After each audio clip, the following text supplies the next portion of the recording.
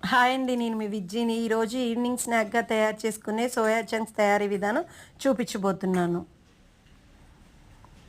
ముందుగా కళాయిలో నూనె వేసుకొని, అల్లం వెల్లుల్లి పేస్ట్ వేసుకొని, ఉల్లిగడ్డ ముక్కలు వేసుకోవాలి. క్యాప్సికమ్ ముక్కలు వేసుకొని కలుపుకోవాలి. మిల్ మేకర్‌ను వేడి నీళ్ళలో నానబెట్టుకొని ఉంచుకోవాలి. టమాటా ముక్కలు వేసి కలుపుకోవాలి. తర్వాత ఈ చూపించిన సాసులన్నీ కలుపుకోవాలి. ఉప్పు, కారం కూడా వేసుకోవాలి. ఇందాక నానబెట్టుకున్న మిల్ మేకర్‌ను వేసుకోవాలి.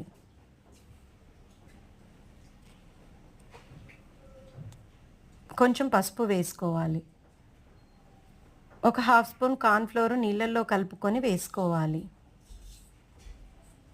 పొయ్యి సిమ్ చేసుకొని మూత పెట్టి ఒక 2 మినిట్స్ మగ్గనివ్వాలి. అంతే సోయా చంక్స్ తయారీ విధానం.